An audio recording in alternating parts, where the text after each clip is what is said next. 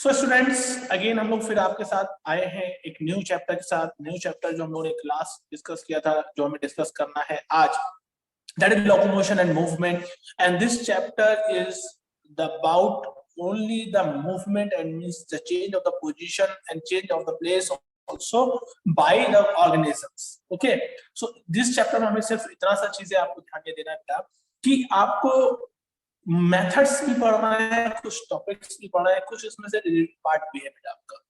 यहाँ पर skeleton system से आपका लेकर के कुछ पार्ट डिलीट कर दिया गया है और ये आपके सीबीएसई में कन्वे नहीं किया गया है। सो स्टूडेंट्स आप लोग थोड़ा सा ये ध्यान देंगे कि इसको आपको इतना समझना है कि इस टॉपिक को आपको पढ़ लेना है। मैं ये नहीं बोलूंगा आपको छोड़ देना है। पढ़ना क्यों जरूरी है भी समझ लेते हैं बेटा। पढ़ना इसलिए जरूरी है कि आपको कुछ ना कुछ नॉलेज है, बिकॉज जब क्वेश्चन बनते हैं तो कहीं ना कहीं कोई क्वेश्चन एक दूसरे को रिलेट करते हैं। तो फर्स्टली आपको ये करना क्या है कि रीडिंग जरूर कर लेना है, थोड़ा सा अंडरस्टैंडिंग हो, कॉन्सेप्टिव आपको इतना ज्यादा नहीं रहना है, लेकिन चीजों को लिखना पड़ेगा, दैट इज मैंडेटरी। तो बहुत सारे बच्चे क्या करते हैं, जो रीड क्वेश्चन उनको बिल्कुल भी नहीं पढ़ते। मैं कहता हूँ एक बार रीड कर लो ताकि थोड़ी सी चीजें आपको नॉलेज मिल जाए। So shall we start the class? चलिए, तो स्टूडेंट्स आपको स्क्रीन पे दिखाई दे रहा है, बुक भी दिखाई दे रही है। चलिए हम बुक्स को थोड़ा सा ध्यान दे लेते हैं, ठीक है। चलिए देखिए, बुक्स में आपको जो पहला दिया गया वो टाइप्स ऑफ मूवमेंट दिया गया, टाइप्स ऑफ मूवमेंट। तो मूवमेंट और लोकोमोशन डिफरेंस क्या है? तो that terms which define the change the position. अब पोजीशन का यहाँ पर एग्जैक्ट हम बात करेंगे, प्लेस की बात नहीं कर रहे हैं। पोजीशन यहाँ पर आप कह सकते हैं पोस्चर। सही वर्ड क्या है? पोस्चर का है कि अगर आप कोई भी ऑर्गेनिज्म किसी पोस्चर को चेंज कर रहा है तो आप उसे लोकोमोशन में कह सकते हैं, ठीक है। मूवमेंट नहीं कहेंगे। मूवमेंट क्या कहता है कि मूवमेंट ये कहता है that any organism change their place, place को भी चेंज करना है उसको, ठीक है। बात समझ में आ रही? तो movement is the change of the posture and position. Position कह सकते हैं कि भाई मैं यहाँ पर ऐसे बैठा हूँ इस तरीके से और मैं खड़ा हो जाऊँ, स्टैंड अप हो जाऊँ, ये मेरी पोजीशन चेंज। तो कोई भी ऑर्गेनिज्म अपनी पोजीशन चेंज कर रहा है, पोस्चर चेंज कर रहा है, गेस्चर चेंज कर रहा है, जो चीजें कर रहा है, ये इशारे जो कह सकते हैं आप कर रहा है, तो हम उसे लोकोमोशन कहेंगे। एंड मोशन क्या होगा, मूवमेंट क्या होगा कि एक प्लेस से दूसरी प्लेस चला जाए। I think it is clear to all. Clear है बेटा आपको? दूसरा हम बात करते हैं टाइप्स ऑफ मूवमेंट कितने तरह के होते हैं। कुछ हमने लास्ट चैप्टर में कुछ डिस्कस किया था, फिर से हम इस पॉइंट क्लियर कर रहे हैं बिकॉज चीजें आपको क्लियर होने लगे, ठीक है। तो हम बात ये करते हैं कि इसके लिए टाइप्स ऑफ मूवमेंट आपने देखिए कि नॉर्मली है, जिन्हें हम कंट्रोल कर सकते हैं और जिन्हें हम कंट्रोल नहीं कर सकते। यानी means voluntary actions and non voluntary action. Voluntary actions movement and non voluntary movement. It means like peristalsis of the alimentary canal. आप सोचो कि एलिमेंट्री कैनाल है, फुल बॉडी का फैली हुई है from the mouth to anus. You can control it, आप उसे कंट्रोल कर सकते हैं, हार्टबीट को कंट्रोल कर सकते हैं। No, we never control the heartbeat and also the elementary alarm movement, that is called peristalsis। हम उसे कंट्रोल ही नहीं कर सकते। क्यों नहीं कर सकते बेटा? Because these organs having the involuntary muscles which we don't have situation। It means उसमें कोई भी डार्क बैंड नहीं मिलेंगे आपको। यहाँ पर कोई भी ऐसी मसल्स नहीं है जिन्हें आप कंट्रोल कर सकते हैं। So there are the two types of muscles, smooth muscles and cardiac muscles. You can say that these are the involuntary muscles. But difference क्या है दोनों में, वो लोग later discuss करेंगे, okay? तो कार्डियक मसल्स आपकी नॉन वॉलेंट्री, आप इसे कंट्रोल नहीं कर सकते। दूसरा आपकी मसल्स हैं जो नॉर्मल आप कहेंगे स्ट्रेशन मसल्स है, स्प्लिटेड मसल्स है, जिसे आप डार्क मसल्स कहेंगे या लाइट मसल्स भी कह सकते हैं, सॉरी डार्क मसल्स भी कह सकते हैं। Is that clear? चलिए हम बात करते हैं सिर्फ मसल्स। आपकी स्क्रीन पे देखो बेटा, दिख रहा है लास्ट एनसीईआरटी की टॉपिक्स हम देख रहे हैं। तो मसल्स आप देखेंगे बेटा, यहाँ पर मसल्स का कॉन्सेप्ट, यहाँ पर फ्लैजिलर मूवमेंट दिया गया। पहले आपको दिया गया जो डार्क पॉइंट है आपका फ्लैजिलर मूवमेंट के ऊपर हम बात करेंगे यहाँ पर, ठीक है। तो बात करेंगे यहाँ पर कॉन्सेप्ट क्या है, ठीक है। चलिए, तो हम यहाँ पर बात करेंगे बेटा कि हमारे आप लोग देख रहे हैं यहाँ पर चीजें। तो एक टाइम की मुझे 1 मिनट का टाइम देंगे बेटा, क्योंकि सो स्टूडेंट्स हम बात करते हैं नेक्स्ट टॉपिक पे। तो नेक्स्ट टॉपिक क्या था हमारा, दैट द फ्लैजिलर मूवमेंट की बात कर रहे थे। What is flagellar movement? Flagellar movement is that types of movement which is found in the unicellular organisms which is may be prokaryotic and eukaryotic also. For example अगर हम बात करें amoeba या बैक्टीरिया, सॉरी अमीबा की बात करें, इसको गलत मानिए, बैक्टीरिया या पैरामीशियम की बात करते हैं। तो अमीबा या पैरामीशियम या यूरिका में आप बात करेंगे, इनमें क्या होता है बेटा कि इसमें छोटा सा टेंटिकल्स भी लेके होगा, जैसे हम कहेंगे आपका फ्लैजिला कहेंगे, छोटे छोटे सीलिया भी हो सकते हैं, लेकिन हम यहाँ सिर्फ बात कर रहे हैं फ्लैजिला की। तो firstly we have to understand about the flagella, that is the common कह सकते हैं, that is the most appropriate organ, या कह सकते हैं parts of the unicellular organism, ठीक है, which help to movement, यानी मैं कह सकता हूँ कि यहाँ मूवमेंट में हेल्प करता है, मतलब एक प्लेस से दूसरे प्लेस। तो यहाँ पर अगर हम बात करें on the basis of flagella, there are so many types of the bacteria, bacteria बहुत टाइप के हो सकते हैं। कैसे आप समझेंगे इस चीज को? आप ऐसे जानिए कि मान लीजिए हम बात कर रहे हैं जैसे एक ऐसे बैक्टीरिया की जिसमें सिर्फ एक फ्लैजिला है, ओनली वन फ्लैजिला, तो उस टाइप के हम फ्लैजिला को क्या कहेंगे बेटा? हम उस टाइप के फ्लैजिला को कहेंगे मोनोट्राइकस मोनोट्राइकस बैक्टीरिया। ओके, चलिए मैं आपको ड्रॉ करके दिखा दूं।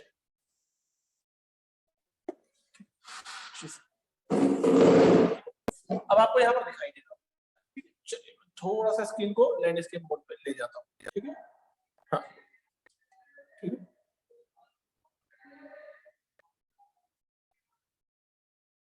ठीक है।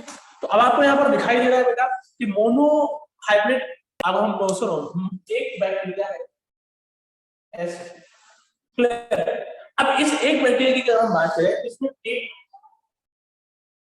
फ्लैजिला हुआ है, तो इस एक फ्लैजिला को हम बोलेंगे मोनोट्राइकस बैक्टीरिया। तो यहाँ पर फ्लैजिलर मूवमेंट किसमें हो रहा है बेटा? फ्लैजिलर मूवमेंट हो रहा है बैक्टीरिया में, और उसमें क्या है? प्रेजेंट है एक फ्लैजिला, ठीक है। अब हम बात करते हैं, अगर मान लीजिए कि एक जगह से बहुत सारे बैक्टीरिया, ये आ जाएगा आपका टोकोफोरस, फिर आ जाएगा बाहर बॉडी में एम्फिट्राइकस, ठीक है, और एक ऐसा बैक्टीरिया जिसको कोई भी फ्लैजिला, उसे हम बोलेंगे एट्राइकस। बात समझ आ गई? तो यहाँ पर चीजें आपको समझ में आ रही होंगी कि मैं क्या बात करने की कोशिश कर रहा हूँ। तो मूवमेंट भी हेल्प करते हैं इसी चीज में, तो आपको बात क्लियर समझ में आ गई। यहाँ पर कुछ मसल्स की बात करेंगे, मसल्स की बात कैसे करेंगे कि भाई सिंपल सी बात है, कॉन्सेप्ट ये कहता है हमारा कि हाँ, कॉन्सेप्ट ये कहता है बेटा हमारा कि स्केलेटल मसल्स, जिसे हम स्टेटेड मसल्स कहेंगे, फिर दूसरी आएंगे विस्लर मसल्स, जिसे स्मूथ या नॉन स्टेटेड मसल्स कहेंगे। फॉर एग्जांपल कैसे, देखो मैं इसको ट्रेस करने की कोशिश करता हूँ, ठीक है, ट्रेस करता हूँ, आप समझने की कोशिश करें। चलिए, तो अगर आप बात करेंगे ऐसी मसल्स जो स्टेटेड मसल्स, तो उसमें क्या डिफरेंस है स्मूथ मसल्स से? तो स्मूथ मसल्स का डिफरेंसेस ये है इतना इसका कि अब आपको समझना ये है कि ऐसे समझो कि मान लीजिए मैं बात कर रहा हूँ यहाँ पर ऐसी मसल्स, ये मसल्स, ये मसल्स, ठीक है, ये मसल्स कैसे है? अब आप देखिए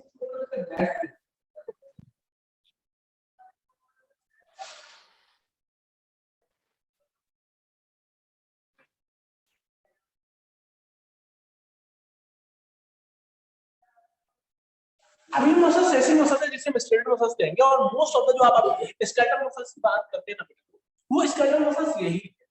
कैसे समझेंगे आप इन चीजों को? समझने की कोशिश ये कीजिए कि अगर आप डिस्कशन ना हो तो कॉन्ट्रैक्ट और रिलैक्स, कॉन्ट्रैक्ट एंड रिलैक्स नहीं हो। जब कॉन्ट्रैक्ट एंड रिलैक्स नहीं हो रही है बेटा लोग, तो आप इस चीज को समझ सकते हैं कि अगर सिचुएशन ना हो, अगर सिचुएशन ना हो, जैसे स्मूथ मसल, मान लीजिए स्मूथ मसल्स, और इसमें कोई भी स्टेशन, मान लीजिए ये न्यूक्लियस है, ठीक, तो अब इसको हम स्मूथ मसल्स कहेंगे, और इसको हम लोग बोलेंगे रफ मसल्स कह सकते हैं, स्केलेटल मसल्स कहते हैं, स्टेटेड मसल्स कह सकते हैं। तो बातें क्लियर हो गई आपको बेटा? तो यहाँ पर कॉन्सेप्ट भी क्लियर कह रहा है कि जिसमें स्टेशन होगा उसे हम स्टेटेड मसल्स कहेंगे, जिसमें स्टेशन नहीं होगा उसे नॉन स्टेटेड या स्मूथ मसल्स कहेंगे। अब यहाँ पर बात आती है कि आप इसे वॉलंटरी कहेंगे या अनवॉलंटरी। ये वॉलंटरी कह रहे हैं, ये हम कंट्रोल कर सकते हैं। फॉर एग्जांपल मेरे हाथ आप देख रहे हो, तो अब ये अगर मैं और थोड़ा सा डिटेल में आपको जानने की कोशिश करूं तो जो स्टाइल दो तरह के, एक होती है ग्रॉस मोटर, जो आपकी बॉडी में आप बहुत कम है ग्रॉस मोटर, और दूसरी होगी बेटा जिसे फाइन।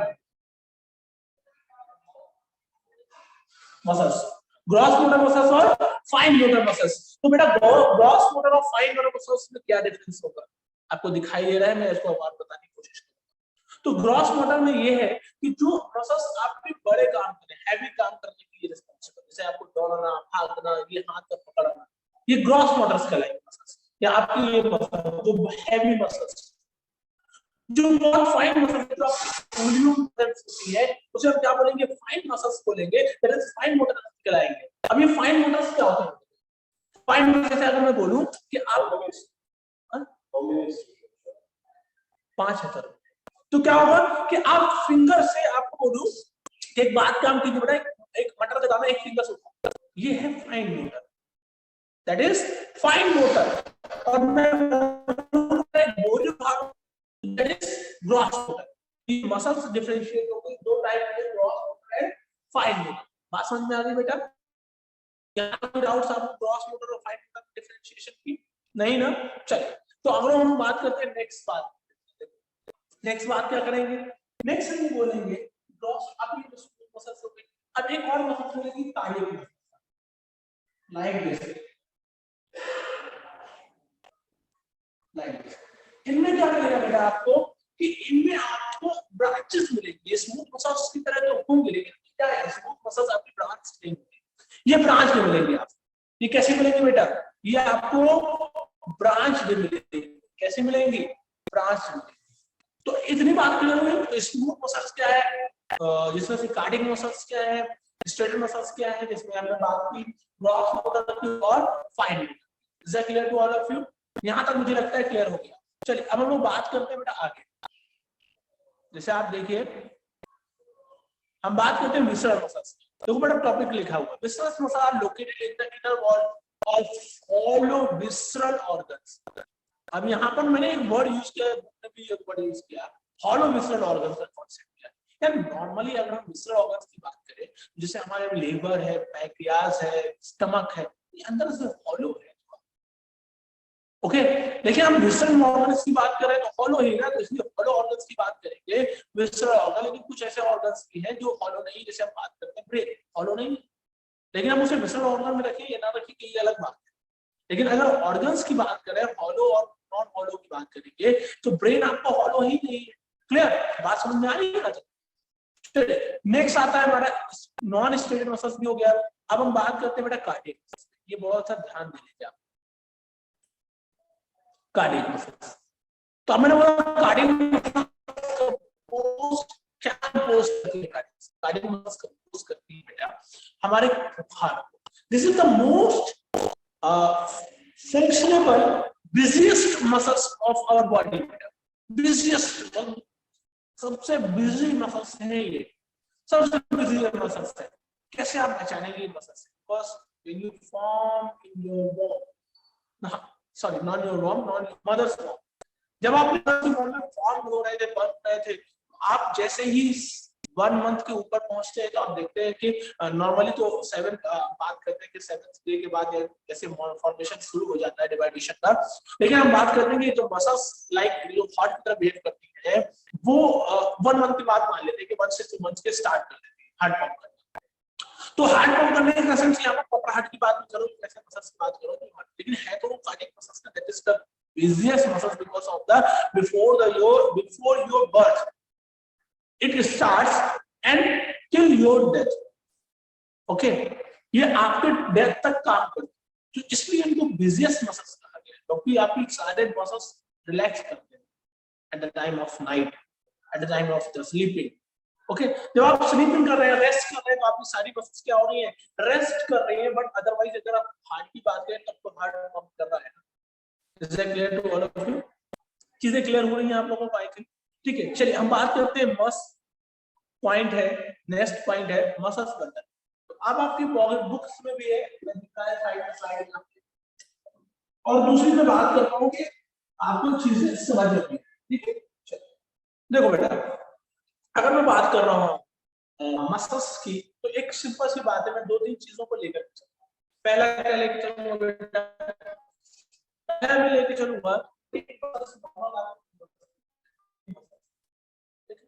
अब आपने इसको कट किया, जब आप इसे कट करेंगे तो आपको कुछ ऐसा दिखेगा जो आपकी बुक में भी बने, ठीक। अब सिंपल सी बात, आप जब इस मसल्स को देखेंगे तो ये मसल्स के बंडल्स बनेंगे आपको। जैसे अगर आपने नॉनवेज खाया हो कभी या नॉनवेज देखा हो तो आपने देखा होगा कि उस मसल्स के अंदर छोटे छोटे से रेशे होते हैं, रेशे, फाइबर्स लाइक स्ट्रक्चर। तो वो फाइबर नहीं है बेटा, ये मसल्स फाइबर है। वो फाइबर हम लोग बोलते हैं ना, फाइबर, मसल्स फाइबर। तो आपको कुछ ऐसे दिख रहे हैं जो मैं बहुत छोटे छोटे बनाता हूँ, ठीक है, ऐसे से दिख रहे हैं। आप साइड में स्क्रीन में भी देख सकते हैं। तो ये जो मसल्स दिख रहे हैं आपको, आप इनको जूम करके देखेंगे आप तो कुछ ऐसा दिखेगा। देखो ऐसे में से आपको दिखाता हूं, फाइन है। तो अब आप जब देखेंगे ये एक खुद बंडल है, ऐसे मैं एक को लेकर चलता हूं और इन बंडल को जब आप देखेंगे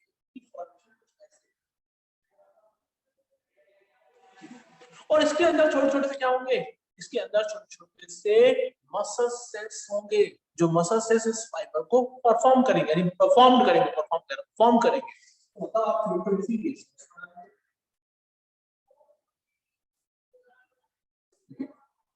तो ये आपकी मसल का स्ट्रक्चर है, मसल सेल, ये मसल फाइबर है, ठीक है। और साथ में आप देखेंगे ये मसल सेल्स, क्लियर, बात समझ में आ गई। तो ये आपको फिगर देखने को मिल रहा है जो आपकी बुक में दिख रही है, और साथ में आपको एक रेड और रेड एंड ब्लू, जो रेड कलर की होगी उसे हम कहेंगे अर्ली कहेंगे, और जो ब्लू कलर की होगी उसे हम, ओके, वो क्या है, वीट। बात समझ में आ रही है बेटा? तो ये चीजें क्लियर हो रही है आपको। तो कॉन्सेप्ट्स क्या कहते हैं, कॉन्सेप्ट्स ये कहते हैं कि जो मसल्स होती है छोटे छोटे बंडल से बनते हैं जिसे मसल फाइबर कहते हैं। मसल फाइबर्स क्या है, जो छोटे छोटे मसल सेल से बनते बने होते हैं, ऊपर एक लेयर होती है जिसे बोलते हैं सार्कोलेमा। ये देखो बेटा आपको, ये सार्कोलेमा, सार्कोलेमा, लेमा मींस होता है लेयर, लेमा मींस क्या होता है बेटा, लेयर होता है। Is that clear to all of you? बात समझ में आ रही है? बोलो बेटा, रिस्पॉन्स कीजिए बेटा। अगर आप रिस्पॉन्स करेंगे तो मुझे ठीक है, वेरी गुड, अच्छा, ठीक है, चलिए, ओके। अब हम बात करते हैं बेटा नेक्स्ट चीजों को और कैसे समझेंगे। अब आपकी कुछ इंपॉर्टेंट चीजें हैं जो आपको डिस्कस करना जरूरी है, देखते हैं। पहले हम बात करते हैं, जैसे हमने बात की मसल्स, कितना परसेंट हमारे मसल्स, अबाउट 50% हमारी मसल्स, कितना हमने बताया लास्ट क्लास में बताया, 40 to 50%, कितना परसेंट बेटा, 40 to 50%। Is that clear? ठीक है, चलिए अब बात आती है कि स्केलेटल मसल पर आ गए। अब एक चीज आपको देखने को मिलेगी, मैं एक फिगर ड्रॉ कर रहा हूं, उसके आगे देखिएगा और उसको भी मैं देखता हूं, दिखाता हूं आपको। ये फिगर, इसे बहुत ध्यान से समझने की कोशिश कीजिए, बहुत ध्यान से समझिए, ये बहुत इंपॉर्टेंट फिगर है बेटा, ठीक है। चलिए अब बात ये आती है कि सर मसल्स पूरी एक तरीके से फंक्शन करती नहीं बेटा, ये छोटे छोटे से पार्ट में, सेगमेंट में उगी हुई है।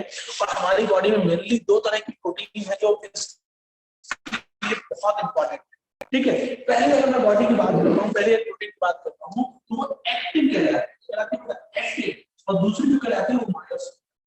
That is, one is actin and other one is myosin.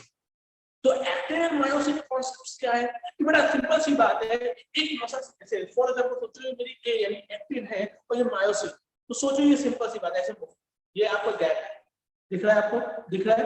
अब आप जब मूव कॉन्ट्रैक्ट कर रहे हैं तो ऐसे कर रही है, एक्टिन और मायोसिन फिलामेंट्स जो प्रोटीन बनाते हैं, फिलामेंट्स, ठीक है, ये मूव कर रहे हैं। और आपको जब होल्ड करना है तो ये आपस में ऐसे क्लैंप, ये आपको जॉइंट्स दिख रहे हैं, ये ऐसे जॉइंट्स क्लैंप है, ये आपको देखो फिगर देखो, कोशिश करता हूं भाई, हाँ, ठीक है। अब चीजें आपको दिखाई देने लगी, ये देखो आपको दिखाई देगा, ए बैंड में देखो, ये देखो दिखाई दे रहा है बेटा आपको फिगर, आई थिंक क्लियर दिखाई दे रहा होगा, ठीक है। चलिए मैं इसे ड्रॉ करता हूं आपके लिए और समझाने की कोशिश करता हूं कि कैसे ए बैंड या ए बैंड क्या है और आई बैंड क्या है, ठीक है। चलिए देखिए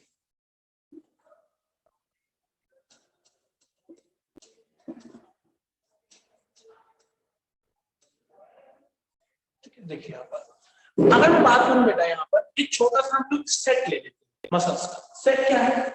एक बाउंड्री मैंने ये बना दी, ठीक है, दूसरी बाउंड्री,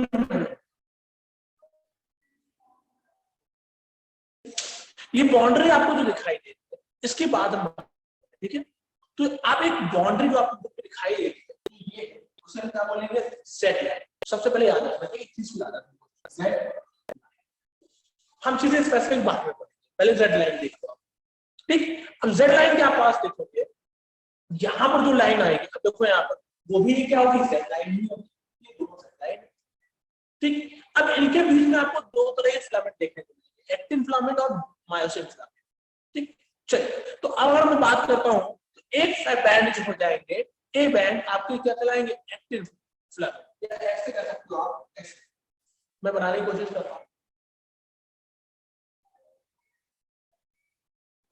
ऐसे यहां से बनाता हूं, ऐसे, ठीक है। दूसरा आपका देखेंगे एक बीच में फंसा हुआ है, मैं इसको अलग कलर से डिनोट करने की कोशिश करता हूं, ठीक।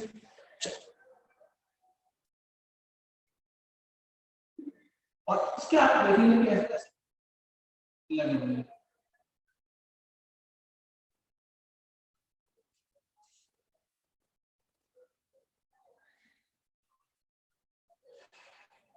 ठीक है, क्लियर। मैं एक ही चीज बनाने की कोशिश, तो यहाँ पर ये देख रहे हो आप कि जो आपको ये ब्लू कलर का दिखाई दे रहा है, ये ब्लू कलर का दिखाई दे रहा है, ये आपको ए बैंड का है। क्या कहलाएंगे बेटा? A band. यानी अगर यहाँ से यहाँ तक की बात होगी, ये आपके सबसे कहलाएंगे A band, A band, clear. और उसके बाद आप देखेंगे कि जब हम कनेक्शन करेंगे इसकी अलग वाली बात, इसके दूसरे साइड की बात करेंगे, ये आपका आई बैंड है। बात समझे? इसको आप ऐसे समझ सकते हो, when you consider the middle between the Z line the muscles that you send to the A band, clear? जब I band की बात करेंगे तो उसमें आपका मेन Z line भी आएगा और साथ में एक्टिन फिलामेंट भी आएगा, क्लियर। दूसरा आता है आपका एक्स जोन। एक्स जोन क्या होता है देख लो, एक्स जोन जो आपके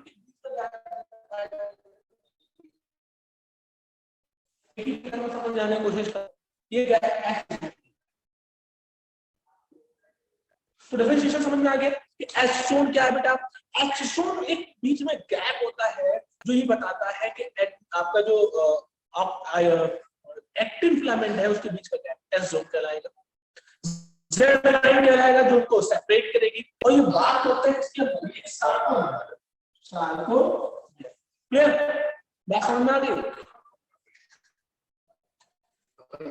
क्लियर? जो सार्कोमेर का स्ट्रक्चर है, सार्कोमेर में आप कह सकते हो एक मसल फाइबर मैंने दिखाया, अभी मुझे फिगर बनाया ना कैसे, ये मसल्स की हमने जब कट किया तो दिखाई मिलेगा, और ये एक जो है ना ये मसल, ये उस मसल फाइबर का स्ट्रक्चर है आपके पास। तो आई थिंक आपको ये पॉइंट क्लियर हो गया होगा बेटा, ठीक है। तो यहां तक क्लियर हो गई आपकी बात। तो इसको हम क्या बोलेंगे? A Z line, A band, I band, X zone, ठीक है। चल अब कुछ चीजें समझने की कोशिश करते हैं कि क्या कैसे फंक्शन करता है, ये स्ट्रक्चर क्या है। तो आप बेटा देखिए, जैसे हम बात करेंगे, ठीक है, जैसे हम बात करेंगे बेटा स्केलेटल मसल्स की, मसल बन रहे हैं आपकी फैसिलिटेटेड मसल्स हैं, ठीक है। अब यहाँ पर आप कहेंगे कि जो मसल्स वगैरह होंगे वो किससे कवर्ड होंगे? वो होंगे सार्कुलेमर से कवर्ड होंगे, ये चीज सीखी आपने। फिर हम बात करते हैं ये जो फिलामेंट्स होते हैं, हम लोग बोलेंगे एक्टिन एंड मायोसिन, जिसमें से लाइट बैंड जो होंगे, जो लाइट बैंड है आप देखेंगे, लाइट बैंड है वो एक्टिन होंगे, और जो डार्क बैंड होंगे वो मायोसिन। क्लियर? मतलब जो लाइट बैंड है, वो एक्टिन है, और जो डार्क बैंड है वो मायोसिन, ठीक है। बात समझ में आ गई यहाँ तक आपको? बोलो भाई स्टूडेंट्स, रिव्यू दीजिए, ठीक है। तो एक्टिन और मायोसिन का आपको कॉन्सेप्ट क्लियर है।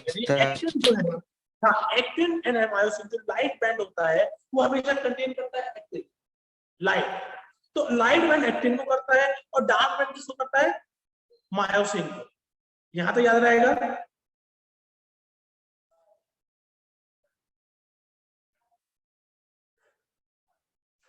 बोलो भाई, याद रहेगा? याद कैसे करोगे? याद करने के लिए तरीका है, शॉर्टकट याद रखो, डी है। डी हम तो सबको याद रहेगा। डी से होगा डार्क बैंड, एम से हो जाएगा मायोसिन। क्लियर हो गया? अब बचा क्या? Light band. तो आप हो जाएगा लाइट बैंड हो जाएगा एक्टिन। ठीक, तो डीएम याद रखिए और आपको चीजें याद। आई थिंक आपको ये चीज क्लियर हो रही हो। चलिए फिर हम बात करते हैं कि क्या दोनों में डिफरेंसेस है। तो दोनों में डिफरेंसेस देखेंगे। जो एक्टिन होता है, ये एक्टिन आप देखेंगे कि actin filaments are thinner as compared to myosin filament, यानी एक्टिन जो होगा वो थिनर होगा। तो मैं यहां पर एक सिंबल बनाता जा रहा हूं ताकि आपको कॉन्सेप्ट याद हो जाए। क्लियर? बात समझ आ रही है? तो मायोसिन कॉन्सेप्ट क्लियर हो गया आपको। बुक में भी दिखाई दे रहा है आपको, साइड में स्क्रीन पे आपको मैंने शो पे करके रखी है आपकी एनसीईआरटी, उसमें भी आपको दिखाई दे रहा होगा। चलिए हम लोग आगे बढ़ते हैं।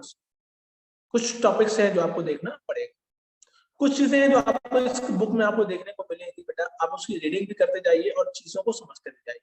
ठीक है? चलो अब देखिए, यहाँ पर समझने की कोशिश की इस बुक को। जब इस टॉपिक को आप पढ़ेंगे तो कुछ चीजें आपको मिलेंगी। ठीक है? अब यहाँ पर आपने देख लिया कि मैंने आपको बता दिया एम जेड लाइन क्या है, ए बैंड क्या है, एल जोन क्या है, आई बैंड क्या है। अब हम लोग बात करते हैं difference between the A band and I band, यानी ए बैंड और आई बैंड का डिफरेंस। तो मैं यहाँ पर देखो इसको इरेज कर देता हूँ एंड देन उसको डिफरेंशिएट करना शुरू। मैं इसको बना रहने देता हूँ। तो अब आप कहेंगे मैं यहाँ पर ए बैंड की बात कर रहा हूँ, ए बैंड और आई बैंड, ये भी एक क्वेश्चन बहुत है। A band and I band कुछ चीजें दिखाई देती है और आप साइड में चीजों को रीड करते भी जाइए और समझते भी जाइए।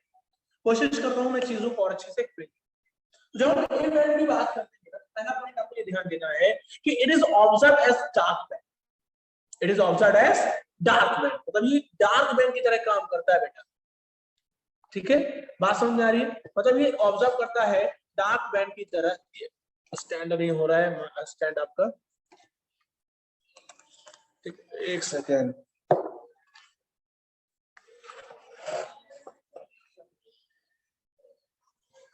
ठीक है? हाँ सेट हो गया मैं स्टैंड अप। ठीक है? चलिए चीजें दिखाई देंगी आपको। इट मींस अगर हम बात करते हैं ए बैंड, ए बैंड क्या है बेटा? A band is observed as dark. अब यहाँ पर डार्क बैंड कैसे देखेंगे भाई? सिंपल सी बात है, ये डार्क को ही दिखाई दे रहा है। तो जो डार्क बैंड था हमने देखो याद करो तो उसको बोलेंगे ए बैंड। ये क्या है? पहला डार्क। ठीक है? डार्क बैंड मैंने शॉर्ट फॉर्म में लिख दिया, आपको दिखाई दे रहा होगा। नहीं दिखाई दे रहा है आप जूम करके चीजों को देख सकते हैं। ए बैंड यानी डार्क। दूसरा है सिंपल सी बात है कि अब हम दूसरे की बात करेंगे आई बैंड की, लाइट बैंड हो जाएगा। दूसरा पॉइंट आप देखेंगे ये क्या है कि मिडिल पार्ट ऑफ मतलब middle part of A band possess क्या जोन रहता है? एक लाइट जोन है। उस जोन को क्या कहेंगे हम? बोलो। दिखाई दे रहा है आपको स्क्रीन पे? मैंने आपको बनाया था याद करो, यहाँ पर ये बना हुआ है इसीलिए मैंने इसे ऊपर लिखा था। एच जोन क्या कहेंगे? जो बीच में लाइट बैंड होगा, मिडिल, मैं यहाँ पर लिखता हूँ N I double D L, middle में जो जोन होगा उसको बोलेंगे हैंसन जोन। हैंसन जोन मतलब H zone. Hensen zone means H zone. ठीक है? देखो क्लियर? हैंसन जोन मतलब H zone. Is that clear? तो जो हैंसन जोन को हम बोलते हैं एच जोन। क्लियर? नेक्स्ट अगर आप देखेंगे तो इसकी बात करेंगे, आई बैंड की बात करेंगे तो इसका मिडिल पार्ट जो होगा वो डेंसर। क्यों होगा? क्योंकि ये किससे मिडिल है? जेड लाइन से। ये डेंसर होगा। ये क्या होगा? मिडिल पार्ट यहाँ पर मिडिल क्या है? हॉलो है, लाइट है। ये क्या है? डेंसर। पहली बात डेंसर। दूसरी बात क्या कहेंगे? स्टेन करेंगे मल्टीपल लाइन से कि जेड लाइन को शो करना। क्लियर? बात मेरी समझ में आ रही है? नेक्स्ट पॉइंट अगर आप निकालने की कोशिश करेंगे क्या निकलेगा इसमें? नेक्स्ट पॉइंट निकलेगा length does not change during contraction. मतलब ए बैंड की अगर मैं बात करूं, A band does not change the length of contraction, contraction की लेंथ को चेंज नहीं करेगा। क्यों? क्योंकि अंदर ही कर दो बैंड के बीच में कॉन्ट्रैक्शन एंड रिलैक्सेशन हो रहा है, सिर्फ दो बैंड के बीच। तो ये क्या कहेंगे इसको कि A band length does not change during contraction, मतलब इस बैंड की लेंथ चेंज नहीं होगी, जितनी है उतनी ही रहेगी, डिफरेंशिएशन नहीं होगा। तो लेंथ इसकी जो है वो does not change,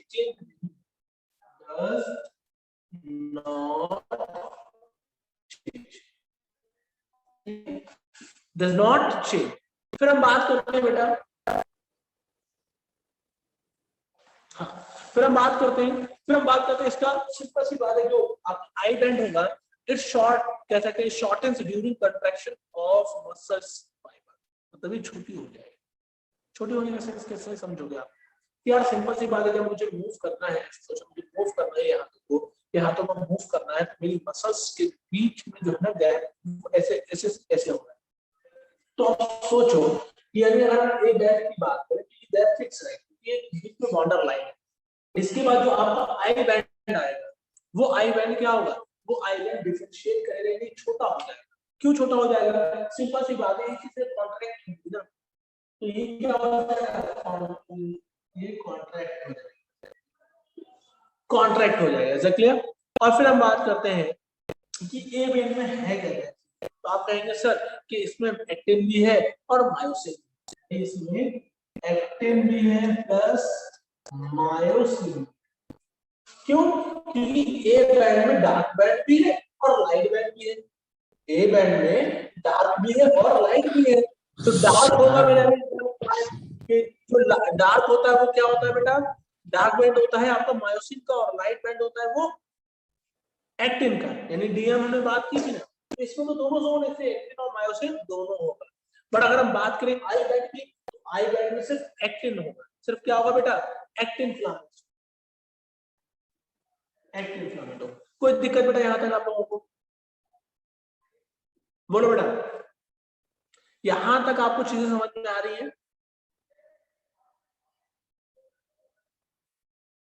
students clear हो रही है? हाँ तो फिर से अगर बात करते हैं ए बैंड और आई बैंड में, ए बैंड जो होगा वो डार्क बैंड होगा, ठीक है? क्यों? क्योंकि आप पढ़ चुके हो डीएम, तो ऊपर क्या है? मायोसिन। अगर हम बात करें तो डार्क बैंड है, ये लाइट बैंड है, क्योंकि यहाँ पर सिर्फ क्या है? एक्टिन है। एक्टिन क्या होता है? हाँ बेटा, सर नेटवर्क की वजह से सही नहीं। अच्छा बेटा थोड़ा सा मूव कर लिया, एक आप जगह पहचान लो अपने घर की बेटा, कि मेरे घर पे कहाँ नेटवर्क बढ़िया आता है, ढूंढ लूं तो